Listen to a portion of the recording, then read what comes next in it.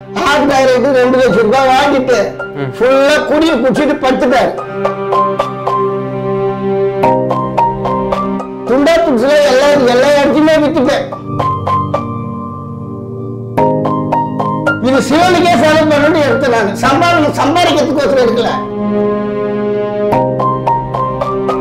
இந்த படத்தை வந்து ரிலீஸ் பண்றதுக்கு ஒரு தியேட்டர் கட்சாலே நான் 14ஆம் தேதி ரிலீஸ் பண்றேன்னு என் மக்களுக்கு சொல்லிடுறேன். ஒரு 5 வருஷமா இந்த மாதிரி ஒரு 5-10க்கு 10 ரூம்லயே பாமா ஸ்டேஜ்ல அப்படியே இருந்தேன் 5 வருஷமா. நான் சிவபகவானுக்கோசரம் எடுத்திருக்கிறேன். இந்த படம் வெளியே வந்து அன்னைக்கே உயிர் போச்சுன்னா கூட சந்தோஷமா போதும்.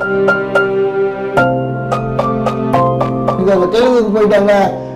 தமிழ்ல தான் இந்த தத்தலுக்கு தாளம் போடுது. தத்தலுக்கு தாளம் போடுது. அதே தெலுங்குல போய் சம்பாதிச்சுட்டு போறான். நம்ம யூ சர்டிஃபிகேட் தான் வாங்கியிருக்கோம் இந்த படத்துக்கு. இருந்தாலுமே சரி, இப்போ நிறைய படங்கள் வந்து ஏ சர்டிஃபிகேட் வர மோஸ்ட்லி படங்கள் வந்து முதல் படம் எடுக்கிறதாலே வந்து ஒரு வந்து ஏ சர்டிஃபிகேட்ல ஒரு படம் எடுத்தா பயங்கரமா ஹிட் ஆயிரும்ன்ற ஒரு சித்தாந்தம் வந்து தமிழ் சினிமால இருக்கு.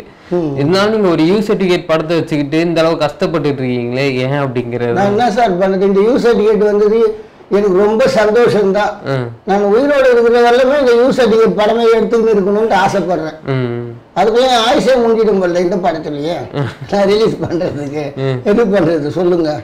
இந்த ரிலீஸ் பண்றது தான் இப்போ வந்து 14ஆம் தேதி கிடைக்கணும். ஒரு தியேட்டர் பண்ணாலும் இந்த படத்தை வந்து ரிலீஸ் பண்றதுக்கு ஒரு தியேட்டர் கிடைச்சாலே நான் 14ஆம் தேதி ரிலீஸ் பண்றேன்னு என் மக்களுக்கு சொல்லிடுறேன். கண்டிப்பா ஒரு தியேட்டர் ஒரு தியேட்டர்ல கூட பண்ணிடுறேன்.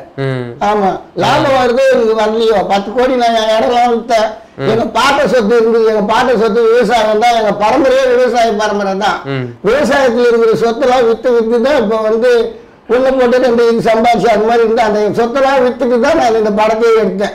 நான் சிவபகவானுக்கோசரம் எடுத்திருக்கிறேன். இந்த படம் வெளியே வந்து அன்னைக்கே உயிர் போச்சுன்னா கூட சந்தோஷமா போதும். என் மக்கள் எல்லாம் பார்த்துட்டு இந்த பையன் நல்லா கண்டா படம் எடுத்துக்கிறான்னு சொல்லிட்டு போறாங்களே, அதுவே எனக்கு போதும் ஐயா. அந்த அளவுக்கு எனக்கு போதும். மன திருப்தி இருந்தா போதும். ஏதோ நம்ம பிறந்ததுக்கு வந்து இந்து நான் எல்லா மதத்துக்கும் சம்மதம். நான் படிச்சதே கிறிஸ்டின் ஸ்கூல்ல தான் படிச்சேன். சென்ட் தாமஸ் ஹையர் செகண்டரி ஸ்கூல்ல தான் படிச்சேன். நான் வந்து இந்து மதத்துல பிறந்திருக்கேன். எல்லா மதமும் எனக்கு சம்மதம் தான். ஏதோ எனக்கு ஒரு ஆத்ம திருப்திக்காக சொல்றேன். சரி, பிறந்த மதத்துல வந்து இவன் படம் எடுத்தா அந்த செட்டிங் போட்டு எடுக்கிறதுக்குள்ள போச்சு பாருங்க. அந்த ஆர்ட் டைரக்டர் 2 லட்சம் ரூபாய் வாங்கிட்டு ஃபுல்லா குடிய குடிச்சிட்டு படுத்துட்டாரு. அதுக்குள்ள இந்த டான்ஸ் மாஸ்டர் சிவசங்கரன் சார் வந்து என்ன வந்து டான்ஸ் ப்ரோக்ராம் வரணும், டான்ஸ் வந்து நீங்க கத்துக்கணும், அப்பதான் நாளைக்கு நல்லா ஆட முடியும்ட்டு இங்க கூப்பிட்டுட்டு போயிட்டாரு. ஃபுல்லா பாறையா சைட்டு வச்சிருங்கன்னு சொல்லிட்டு பகவதி பாலா சார் கிட்ட சொல்லிட்டு போயிட்டு வந்தா இவர் வந்து ஆர்ட் டைரக்டர்னா பாறை செய்து வச்சிருக்காரு. ஃபுல்லா வாங்கி தான் பண்ணி வச்சிருக்காரு. குடி குடிச்சிட்டு அந்த அளவுக்கு. பாதி பேர் இதனாலேயே என்ன பண்றான், மண்ணு மாடியெல்லாம் வித்துட்டு வரான், பணத்தை எடுக்கிறான், ஓடி போறான். பாதி பேர் என்ன பண்றான், திசையை திருப்புறான். திசையை திருப்பி என்ன பண்றான், பச்சையா சொன்னா மாமா வேலை செய்யறான். போங்க, யாருன்னா என்ன பண்றது?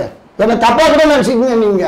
கட்சியில வந்து ஒரு தொகை நின்றுச்சு போது இப்ப படம் வாங்கி போடுறேன். நீங்க என்ன சொல்றீங்கன்னா எனக்கு வந்து 10 லட்சம் ரூபாய் நீங்க வந்து டிஸ்கவுண்ட் கூட நான் பண்றேன், நீ முதல்ல எடுத்துக்கிட்டு போனா போதும்பா நிலைமையில வந்துச்சு. என்ன பண்றது, துண்டா புதுசுல எல்லா இடத்தையுமே வித்துட்டேன். நான் போனேன்னா அப்படியே கராஸ்தார் மாதிரி போய் சுத்தி பார்த்து எனக்கு ஒரு மனசு திருப்தி வரும். அதாவது எங்க விவசாய இடத்துல வந்து விவசாயம் சொல்ற எல்லாருக்குமே அந்த மனசு திருப்தி இருக்கும். அதாவது வந்து 100 பேர் இந்த பக்கம் ஒருத்தர் களம் பறிச்சுன்னு இருப்பா, இந்த பக்கம் ஒருத்தர் என் டிராக்டர் வச்சு ஏர் ஓட்டின்னு இருப்பா.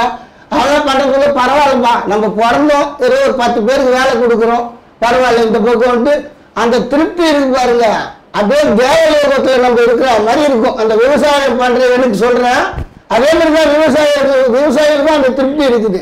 அந்த விவசாயம் பண்றது இந்த பக்கம் 10 பேர் வேலை செய்வான், இந்த பக்கம் வந்து ஏர் ஓட்டுவான், இந்த பக்கம் களம் பறிப்பாங்க, இந்த பக்கம் அறுத்து இருப்பாங்க, இந்த பக்கம் பூண்டு ஓட்டம் இருக்கும். அது மாதிரி விவசாயம் நான் பண்ணேன். அந்த மாதிரி விவசாயம் வித்துட்டு தான் இந்த ஜம்மு அரிசி படம் எடுத்திருக்கேன். போட்டோம், பசங்க படிக்க வச்சுட்டா போடலாம், பசங்க படிச்சுட்டா அதுக்கு சம்பாதிச்சுக்கிட்டோம். இது சிவனுக்கே செலவு பண்ணி எடுத்து நான் சம்பாதிக்கிறதுக்கோசரம் எடுக்கல. அடுத்தது வந்து சிவபெருமான் எனக்கு வந்து அருள் கொடுத்தாருன்னா அதோட பிரம்மாண்டமா எடுக்கிறேன் படம். இல்லைன்னா அதோட நான் போயிடுறேன். ஏன்னா நான் இந்த ஜம்பு மகரிஷி கேரக்டர் போட்டு பல கஷ்டத்தை நான் அனுபவிச்சேன். ஒரு 5 வருஷமா இந்த மாதிரி ஒரு 10க்கு 10 ரூம்லயே பாமா ஸ்டேஜில் அப்படியே இருந்தேன். 5 வருஷமா ஒரே ஆள் ரூம்ல அப்படியே இருந்தேன். எப்படி இருக்கு அந்த ஜம்பு மகரிஷி கேரக்டர் போட்டு அவ்வளோ இதுக்கு வந்து நான் அனுபவிச்சேன். இந்த பைப் மாஸ்டர் பிடிக்காத பிரச்சனை எல்லாம் அந்த பிரச்சனையெல்லாம் அவர் தான் தீர்த்து விட்டுருவாரு. இல்லை எனக்கு என்ன தெரியும், நான் என்ன பண்ணுவேன், நம்மளுக்கு விவசாயம் என்ன தெரியும், மண்ணை பேசி சொன்னா தெரியும், வேற என்ன தெரியும் சொல்லுங்க. அதுலேயும் இப்போ பாதி பெரிய மனுஷங்க வந்து மேடையில் பேசுறாங்க. என்ன பேசுறாங்கன்னா, பெரிய பெரிய நடிகர் வாங்குறா பணம் வாங்குறாங்க, இவ்வளோ பணம் வாங்குறாங்க, அவ்வளோ பணம் வாங்குறாங்கன்ட்டு ஒரு வெள்ளை துணி போட்ட மனிதர்கள் பெரிய மனிதர்கள் தான் பேசுறாங்க. அவங்க பேசுறவங்களுக்கு தான் இது நான் சொல்றது. இதை வந்து மக்கள் ஏற்றுப்பாங்க. என்ன ஆமா இவ்வளோ பணம் வாங்குறாங்க, அவ்வளோ பெரிய பெரிய ஆக்டர்ஸ்லாம் கோடிக்கணக்கில் வாங்குறாங்க. சரி சரி பெரிய பெரிய ஆக்டர்ஸ்லாம் கோடிக்கணக்கில் வாங்குறது இருக்கட்டும். பெரிய பெரிய தயாரிப்பாளர்கள் வந்து அவங்களை கூப்பிடுவதால இவங்க போறாங்க. அதை பத்தி இன்னைக்கு இவங்க மேடையில பேசுறாங்க. சொல்லுங்க. அதுதான் எனக்கு அவங்க கூப்பிடுறதுனால தான் கண்டிப்பா இவங்க போறாங்க. அவங்க கேட்கறாங்களோ ஜெயிக்கிறாங்களோ அவங்க கூப்பிடுறாங்க, இவங்க போறாங்க. பெரிய நடிகரை போட்டு யாரும் தோற்றதான் எனக்கு கேள்விப்பட்டது இல்லை. நான் புக்லயே பார்த்தது இல்லை, பத்திரிகை ஊடகத்திலயும் எதுலையும் சொன்னதே இல்லை. பெரிய நடிகரை போட்டு இந்த தயாரிப்பாளர் தோத்துட்டாரு நான் கேள்விப்பட்டதில்லை. ஆனா பேச்சு மட்டும் இது மாதிரி வருது. அது ஒரு அவமானமா தான் நான் நினைக்கிறேன். உங்க கூட இருக்கவங்க யாரெல்லாம் வேற யாரெல்லாம் படம் பார்த்தா இது வரைக்கும் யாரும் பார்த்துருக்கா? எல்லாருமே பார்த்துட்டாங்க. என் வீட்டுல இருக்கிறவங்க தான் பாடல படம். பார்க்கலையா? ஆமா. ஏன் நான் போறேன். நாங்க 14ஆம் தேதி வந்து ரிலீஸ், 24ஆம் தேதி ரிலீஸ் பண்ணி நாங்க போவோம்னாங்க. சரி போங்கப்பா, நான் உங்களுக்கோசம் விஜயா தேட்டர்லயே நான் போடுறேன். இன்னும் எங்க இந்த மாதிரி பண்ணிட்டு ஏமாத்தலுக்கான டிஸ்ட்ரிபியூட்டருங்க நம்பி நான் எங்க இந்த மாதிரி பண்றது? இப்ப அவமானப்பட்டு தான் நிக்கிறேன் நான். ஒவ்வொரு வாட்டி சொல்லிட்டு இது தெலுங்குல எடுத்திருக்கேன். தெலுங்குல கொஞ்சம் நல்லா இந்த வந்து சென்னையில இருக்கிற சினிமா உலகத்தோட தெலுங்கு உலகம் ரொம்ப நல்லா இருக்கு. தெலுங்கு ஆமா, நாங்க பண்ணித்தரோம் சார், வாங்க சார் என்றாங்க. தயாரிப்பாளர்கள் வந்து தெலுங்குக்கு போயிட்டாங்க. மேடை பேச்சாளர்லாம் கொஞ்சம் பேர் இருக்காங்க, அவங்க சொல்லின்னு இருக்காங்க தெலுங்குக்கு போயிட்டாங்க. தெலுங்கு தமிழ்ல தான் இந்த தத்தளிக்கு தாளம் போடுது, தத்தளிச்சு தாளம் போடுது. அது அவங்க தெலுங்குல போய் சம்பாதிச்சுட்டு போறான். என்ன பண்றது? ரொம்ப நன்றி சார். ரொம்ப நன்றி சார். ஏன்னா ஒரு படம் எடுத்துட்டு இந்த அளவுக்கு நீங்க கஷ்டப்பட்டு இருக்கீங்க. அப்பயும் சரி நான் வரேன், உங்களுக்காக இன்டர்வியூ தரேன்னு சொல்லி டைம் ஒதுக்கி எங்களுக்காக வந்ததுக்கு ரொம்ப தேங்க்ஸ். ஸோ கண்டிப்பாக இந்த வாட்டி வந்து நீங்கள் கும்பிட்ற சிவனும் சரி, நாங்கள் கும்பிட்ற சிவனும் சரி, ஸோ எல்லா சிவனும் சேர்ந்து இந்த படம் வந்து 24ஆம் தேதி வந்து கண்டிப்பாக ஜம்பு மகாரிஷி நீங்கள் வந்து ஹிமாலயாஸில் எடுக்க நாங்கள் எல்லாருமே ப்ரே பண்ணிக்கிறோம். சரி சார், ரொம்ப நன்றி சார். தினமலர் பத்திரிக்கை ரொம்ப கோடி நமஸ்காரம் சார். Sir thanks. பத்திரிகையில் வந்து 1 லட்சம் கொடு 2 லட்சம் கொடுன்றாங்க. ஆனா இந்த தினமலர் பத்திரிகை அவர் மூஞ்சி கூட நான் பார்த்ததில்லை. அவரால் நேற்று போன் பண்ணாரு. திருவனைக்காவல் சேத்திரத்துல கால் எடுத்து வச்சு என் கஷ்டத்தை ஆதங்கத்துல நான் என் ஆதங்கத்துல அவர்கிட்ட சொல்லிட்டு அழுதுட்டேன். அதுக்கப்புறம் சொன்னாங்க ஒரு சில இதுல வந்து எதையோ பிடிச்சி கண்ட கசமாலத்தெல்லாம் பிடிச்சி போடுறாங்க, இது இன்டர்வியூ எடுக்கிறாங்க. ஆனா நம்ம வந்து இது மாதிரி ஒரு விவசாய படத்தை வச்சு போடணும், அது மாதிரி பண்ணா 2 லட்சம் கொடுக்குறியா அப்படின்னு கேட்கும்போது இந்த தினமலர் வந்து என்னை கூப்பிட்டு இது மாதிரி பண்ணாங்க. அவங்களுக்கு கோடி நமஸ்காரம் சார். அவ்வளோதான் சார். கவலைப்படாதீங்க, படம் வெளில வந்து அதுக்கப்புறம் எதுவும் எங்களை மாதிரி இருக்கு அடுத்து ஜம்பு மகாரிஷில ஒரு முனிவர் வேஷமா எங்களுக்காக கொடுத்தீங்கன்னா மெயின் கேரக்டர் கொடுக்குறேன் சார்.